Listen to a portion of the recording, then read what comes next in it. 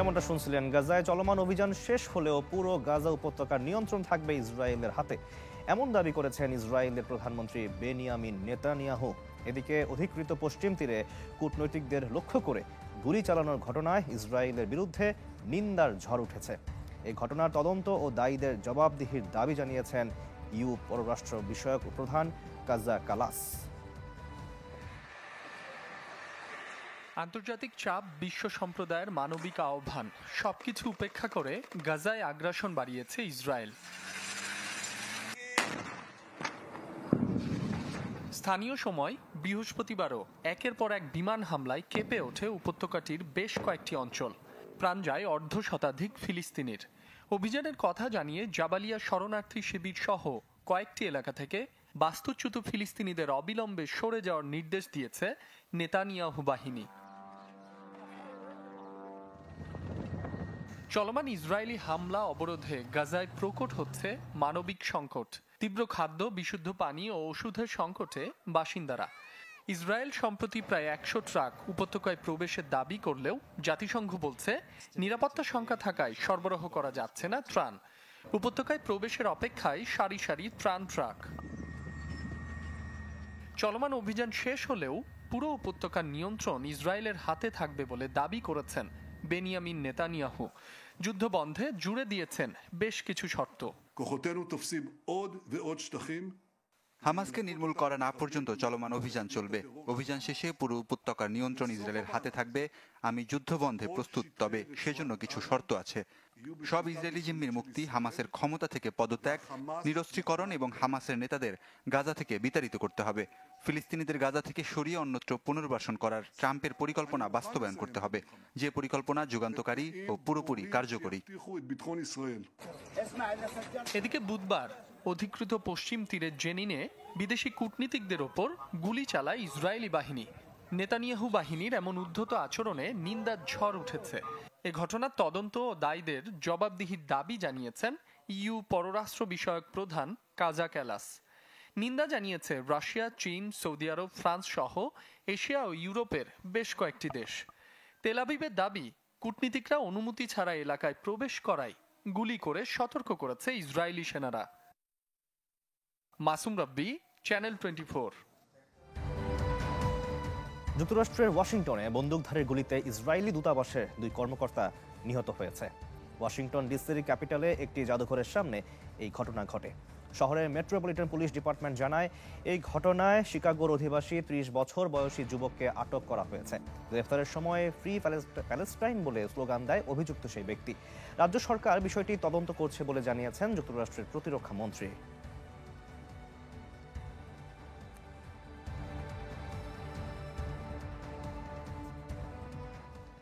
দর্শক, এই নিয়ে আরো জানাতে আমাদের সাথে যুক্ত হচ্ছেন প্রবাসী সাংবাদিক শিহাব উদ্দিন কিসলু। কিসলু, যেমনটা আপনি শুনছিলেন রিপোর্টে, এমনিতেই যুক্তরাষ্ট্রে ফিলিস্তিনপন্থীদের দমাতে নানামুখী পদক্ষেপ নিয়েছে কিন্তু ট্রাম্প প্রশাসন। এই ঘটনার পর আসলে পরিস্থিতি কোন দিকে মোড় নিতে পারে বলে মনে করছেন, বিস্তারিত জানাবেন। দেখুন, যেটি প্রথমে বলে নেওয়া দরকার যে আজকে ইসরায়েলের প্রেসিডেন্ট আইজাক হেরজগ যে উনি বলেছেন যে এই ঘটনাটাকে পলিটিসাইজ না করার জন্য, তবে তিনি বলেছেন যে এটি একটি অ্যান্টিসেমিটিস্ট টেরর অ্যাটাক, এবং সে কারণেই বিশ্বব্যাপী ইসরায়েলিদেরকে তিনি ঐক্যবদ্ধ থাকার কথা বলেছেন ধৈর্যের সাথে। কিন্তু যে বিষয়টি আছে, এর আগের রাত্রেই কিন্তু ইসরায়েলি এই কোয়ালিশন সরকারেরই একটি চরম ডানপন্থী নেতা তিনি অভিযোগ করেছেন যে তাদের রাইভেলারি গ্রুপ এই কাজটি ঘটিয়েছেন। তো এটির পরেই আমরা ইসরায়েলি প্রেসিডেন্টের আজকের এই বিবৃতি দেখলাম, বক্তব্য দেখলাম।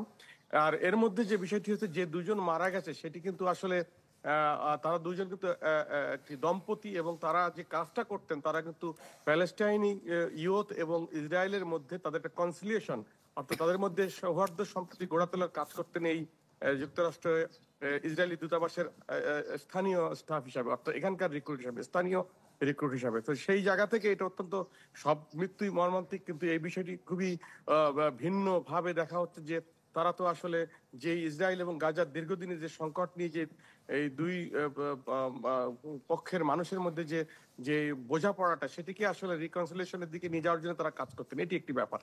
যাই হোক, এর পরে যেটি হচ্ছে, আজকে ডোনাল্ড ট্রাম্প বলেছেন যে তিনি কোনো যেটি হচ্ছে উগ্রপন্থা এটা রেডিকালিজম, ইনি এই দেশে আশ্রয় দিবেন না এবং তার বিরুদ্ধে তিনি শক্ত অবস্থান নেবেন। তো এরকম পরিস্থিতিতে আমরা সর্বশেষ যেটা জেনেছি যে FBI এটি বলেছে যে এটি টার্গেটেড হামলা, এই হামলাটি টার্গেটেড হামলা হয়েছে বলে জানা গেছে। তো এখন এই বিষয় নিয়ে আরো তদন্ত চলছে, বিস্তারিত তদন্ত হচ্ছে যে এলিয়াস রড্রিগাস যিনি এই ঘটনাটা ঘটিয়েছেন, তিনি তো আমরা দেখছি যে তিনি গ্রেপ্তার হয়েছেন, তার মধ্যে তদন্ত চলছে। তবে যে বিষয়টি যে যুক্তরাষ্ট্রব্যাপী যে সবার মধ্যে একটু ধৈর্য ধারণের কথা বলে, তবে এবার যতটুকু আমরা আশঙ্কা করছিলাম সেই জায়গাতে এখনো আমরা দেখছি না। তবে সাধারণ মানুষের মধ্যে, বিশেষ করে এই প্যালেস্টাইন এবং ইসরায়েলের মধ্যে যেই উত্তেজনা, যেই দ্বন্দ্ব দীর্ঘদিনের, সেটিকে নিয়ে কিন্তু আমি বলবো যে অবশ্যই এই বিশেষ করে প্রবাসী বাংলাদেশি অভিবাসী এবং মুসলমান অভিবাসী যারা এখানে বসবাস করছেন, নিউ ইয়র্ক সহ যুক্তরাষ্ট্র সংখ্যাগরিষ্ঠ জায়গাগুলোতে যেখানে তারা বসবাস করে, তাদের মধ্যে কিন্তু এটা উৎকণ্ঠার জায়গা রয়েছে আসলে এরপরে কি করছে। তবে যে জায়গাটি এখনো পর্যন্ত দেখা যাচ্ছে যে ডোনাল্ড ট্রাম্প যে কথাটি বলেছে যে রেডিকালিজমের কোনো জায়গা নেই, এবং সেই জায়গা থেকে আমাদের লক্ষ্য রাখতে হবে যে আজকেই কিন্তু ওয়াশিংটনে ক্যাপিটাল হিলে কিন্তু চলছে যে ডোনাল্ড ট্রাম্পের একটি বিগ বাজেট নিয়ে, যে বাজেটের সঙ্গে কিন্তু অবৈধ বা অনাকাঙ্ক্ষিত বা তাদের আনওয়ান্টেড যে অভিবাসীদের বিতরণের ক্ষেত্রে বিভিন্ন ব্যয় সংক্রান্ত কিন্তু বিরাট একটি বিল এখানে রয়েছে, যার সঙ্গে ওতপ্রোতভাবে জড়িত। তো সেটিও এখানে প্রভাব পড়বে কিনা সেটি নিয়েও চিন্তা করছে যে এই বাজেটে এমনিতেই কিন্তু অভিবাসন বিতরণ নিয়ে বিভিন্ন খাতে বিভিন্ন ধরনের অর্থ বরাদ্দ দিয়েছে ডোনাল্ড ট্রাম্প। ইভেন ফোর্স থেকে নতুন লোকবল নেওয়া থেকে শুরু করে, তাদেরকে বিমানে পাঠানো থেকে শুরু করে, তাদের বিভিন্ন ধরনের খরচ এবং কোর্ট এক্সট্রা আদালতের লোকবল বাড়ানো থেকে শুরু করে সবকিছু, এবং দ্রুত তাদেরকে বিতরণের ক্ষেত্রে যা যা দরকার। তো সেই বাজেটের মধ্যে যদি এটি বাজেট বলা হচ্ছে, অর্থনৈতিক বাজেট, কিন্তু এর মধ্যে এই অভিবাসী বিরোধী কিছু পদক্ষেপ কিন্তু খুব পরিষ্কার। অনেক ধন্যবাদ আপনাকে আমাদেরকে সময় দেওয়ার জন্য। দর্শক, শিহাবুদ্দিন কিসলু প্রবাসী সাংবাদিক আমাদের সঙ্গে যুক্ত হয়েছিলেন। রেমিটেন্সের ওপর ট্রাম্পের 5% আবগারি শুল্ক আরোপে আছে শুভঙ্করের ফাঁকি। এতে অবৈধ অভিবাসীরা বিপদে পড়লেও চাপ সামলে নিতে পারবে নাগরিকরা। দৈনন্দিন নানা কাজে অভিবাসী ছাড়া গতি নেই মার্কিনীদের। এক এক রাজ্যে এক এক ধরনের কাজে প্রায় প্রতিটি মহাদেশের মানুষই কোনো না কোনোভাবে যুক্ত। মার্কিন প্রেসিডেন্ট ডোনাল্ড ট্রাম্প সেই অভিবাসীদের উপর চাপিয়ে দিলেন 5% আবগারি শুল্কের বোঝা।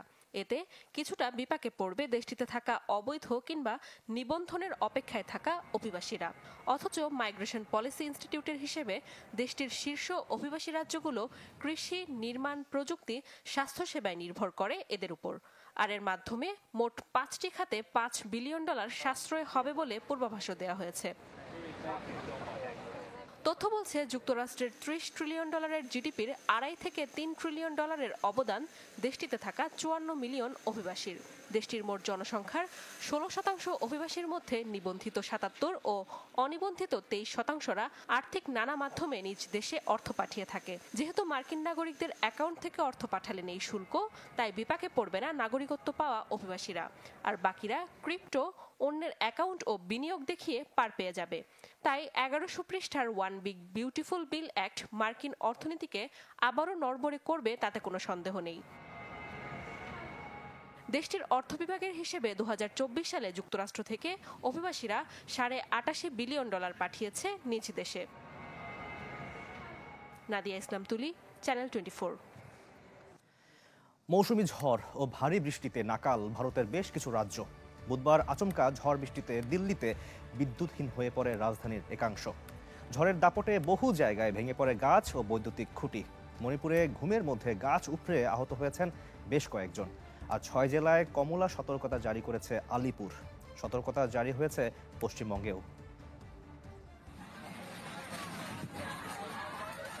মাঝ আকাশে প্রকৃতির রুদ্ররূপের সাক্ষী দিল্লি থেকে শ্রীনগরগামী ইন্ডিগো বিমানের 6E2142 ফ্লাইট। বুধবার তীব্র শিলাবৃষ্টির কবলে পড়ে বিমানটি। যন্ত্রাংশে বিভ্রাট দেখা দিলে শুরু হয় ঝাঁকুনি। আতঙ্কিত হয়ে চিৎকার করতে থাকেন যাত্রীরা। তবে পাইলটের দক্ষতায় বেঁচে যায় 227 যাত্রীর প্রাণ। যদিও জরুরি অবতরণের সময় ভেঙে যায় বিমানের সামনের অংশ।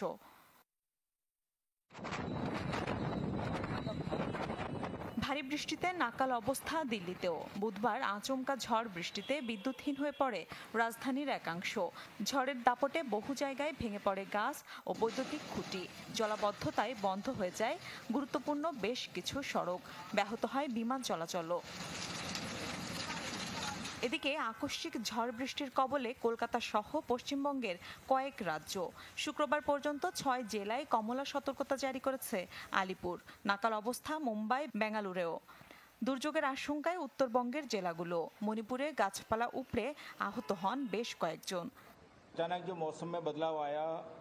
আবহাওয়ার হঠাৎ পরিবর্তন এবং সাথে ঝড় ও ভারী বৃষ্টির কারণে ক্ষয়ক্ষতির মাত্রা বেড়েছে। ঘুমের মধ্যে বাসা বাড়িতে গাছ উপড়ে এবং সড়কে গাছ উপড়ে অনেকে আহত হয়েছেন। হরিয়ানা ও পার্শ্ববর্তী অঞ্চলে তৈরি হয় সাইক্লোনিক সার্কুলেশন ও পাঞ্জাব থেকে বাংলাদেশ পর্যন্ত বিস্তৃত পূর্ব পশ্চিম ঝোড়ো বাতাসের জন্য আবহাওয়ার এমন পরিবর্তন বলে জানিয়েছে ভারতের আবহাওয়া দপ্তর। মিলা খন্দকার, চ্যানেল 24। দর্শক, 234 ক্রু ও নাবিক নিয়ে বাংলাদেশি জাহাজ খালিদ বিন ওয়ালিদ এখন মালয়েশিয়ায়। দেশটির জনপ্রিয় পর্যটন নগরী লাংকাউতে 20 থেকে 24 মে পর্যন্ত অনুষ্ঠিত হচ্ছে 17তম লাংকাউই আন্তর্জাতিক সামুদ্রিক ও মহাকাশ প্রদর্শনী। এই আয়োজন নিয়ে বিস্তারিত জানাতে আমাদের সাথে যুক্ত হচ্ছেন সহকর্মী ওয়াহিদ সোহান। সোহান, আপনাকে স্বাগত। আয়োজন কেমন দেখছেন, যদি বিস্তারিত আমাদেরকে জানান। জি, আপনাকে অসংখ্য ধন্যবাদ। আপনি যেমনটি বলছিলেন, আসলে মালয়েশিয়াতে আমাদের বাংলাদেশি 234 জন ক্রু এবং নাবিক নিয়ে বাংলাদেশের সর্বাধুনিক যুদ্ধ জাহাজ খালিদ বিন ওয়ালিদ এটি 19 মে মালয়েশিয়াতে এসে পৌঁছেছে। তখন মালয়েশিয়াতে এসে পৌঁছানোর পরে এখানকার মালয়েশিয়ার নৌবাহিনীর কর্তৃপক্ষ তাদেরকে স্বাগত জানায়। এখানে আসলে আপনি যেমনটি বলছিলেন যে মালয়েশিয়াতে যে 20 তারিখ থেকে আগামী 24 মে পর্যন্ত যে দ্বিবার্ষিক এশিয়া প্যাসিফিক অঞ্চলের যে অন্যতম সর্ববৃহৎ সামরিক ও বাণিজ্যিক যে সামুদ্রিক এবং মহাকাশ প্রদর্শনী, এটি হলো যে আসলে এই অঞ্চলের জন্য একটি অত্যন্ত গুরুত্বপূর্ণ একটি বিষয়। আপনি জানেন যে বিশ্বব্যাপী যে পরিস্থিতি বিরাজ করছে, এই পরিস্থিতিতে আসলে এখানে মালয়েশিয়াতে প্রায় 10টি দেশের যে 11টি জাহাজ এবং মালয়েশিয়ার নিজস্ব 20টি ছোট বড় জাহাজ এখানে এই প্রদর্শনীতে অংশগ্রহণ করেছে। এছাড়াও এইখানে প্রদর্শনীতে অংশগ্রহণ করেছে 25টি দেশের বিমান বাহিনী এখানে অংশগ্রহণ করেছে। চায়না, রাশিয়া, জাপান সহ ইন্ডিয়া, পাকিস্তান সহ বেশ কয়েকটি দেশের এখানে বিমান বাহিনীর সদস্যরা এখানে অংশগ্রহণ করেছে এবং বিমান অংশগ্রহণ করেছে। আমি যদি আপনাদেরকে বলে রাখি যে আজকে বৃহস্পতিবার মালয়েশিয়ার সময় রাত 8টার সময় হলো যে বাংলাদেশের আমাদের যেই জাহাজটি রয়েছে সর্বাধুনিক জাহাজ খালিদ বিন ওয়ালিদ, এটিকে মালয়েশিয়ার পক্ষ থেকে আপনার তাদেরকে এখানে শুভেচ্ছা জানানো হয়েছে, তাদেরকে স্বাগত জানানো হয়েছে। এখানে যে বিষয়টি হয়েছে সেটি হলো যে আসলে মালয়েশিয়ার নৌবাহিনীর ডেপুটি চিফ যিনি ভাইস অ্যাডমিরাল দাতু তান শ্রী শামসুদ্দিন, তার প্রতিনিধি দল এটিকে সংবর্ধনা জানায়। যেহেতু আমাদের 25 তারিখ এখানে প্রোগ্রামটি শেষ হবে, তার কারণে তারা আজকে একে সংবর্ধনা জানায়। এতে ছিলেন আমাদের বাংলাদেশ হাই কমিশন কুয়ালালামপুরের যিনি defence adviser commodore Hasan Tariq, এবং এতে নেতৃত্ব দিয়েছেন air admiral Sadiq. Bangladesh high কমিশনের এতে ছিলেন আরো বাংলাদেশ হাই কমিশনের কর্মকর্তা কাউন্সিলর মোর্শেদ আলম।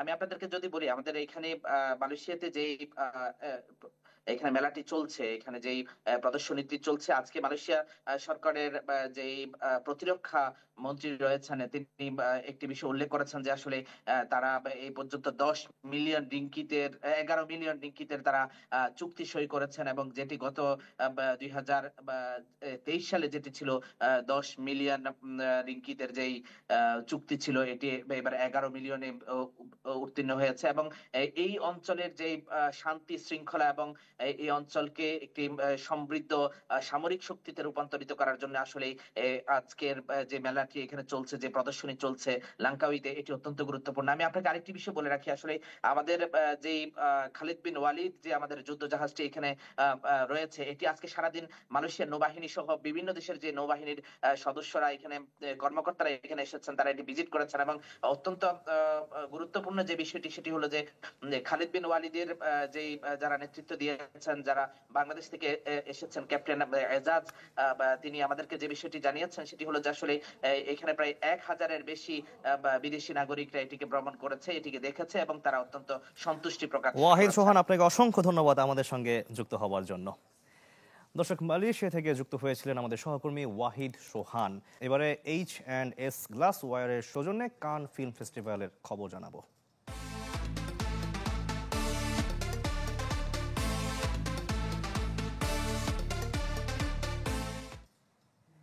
বিশ্ব সিনেমায় একটু একটু করে এগিয়ে যাচ্ছে বাংলা চলচ্চিত্র। বিভিন্ন দেশে বাণিজ্যিক প্রদর্শনের পাশাপাশি নামি দামি উৎসবে উঠছে লাল সবুজ পতাকা, কিন্তু প্রচার প্রসারে যেন অনেকটাই পিছিয়ে দেশের সিনেমা। এই যেমন কান চলচ্চিত্র উৎসব আয়োজনে বিভিন্ন দেশ প্যাভিলিয়ন নিয়ে হাজির হলেও নেই বাংলাদেশ, অথচ ৭৮তম আসরে সর্বোচ্চ পুরস্কার স্বর্ণ পামের জন্য লড়ছে বাংলা ছবি। চলচ্চিত্রের মানুষদের কাছে অন্যতম জনপ্রিয় এক আয়োজন কান চলচ্চিত্র উৎসব, আর তাই তো জাঁকজমক আয়োজনে প্রতি বছরই অনুষ্ঠিত হয় এই উৎসব। ফ্রান্সের সাগরপাড়ের শহরে অনুষ্ঠিত এই আয়োজনে প্যাভিলিয়ন নিয়ে হাজির হন বিশ্বের বিভিন্ন দেশ। উদ্দেশ্য নিজ দেশের সিনেমাকে বিশ্বময় পরিচিতি দেয়া। তবে এক্ষেত্রে ব্যতিক্রম কেবল বাংলাদেশ। বিভিন্ন দেশে বাণিজ্যিক প্রদর্শনীর পাশাপাশি নামিদামি উৎসবে যখন উঠছে লাল সবুজের পতাকা, তখন কানের আসরে প্রচার প্রসারে যেন যোজন যোজন পিছিয়ে বাংলাদেশ, যা হতাশারই বটে।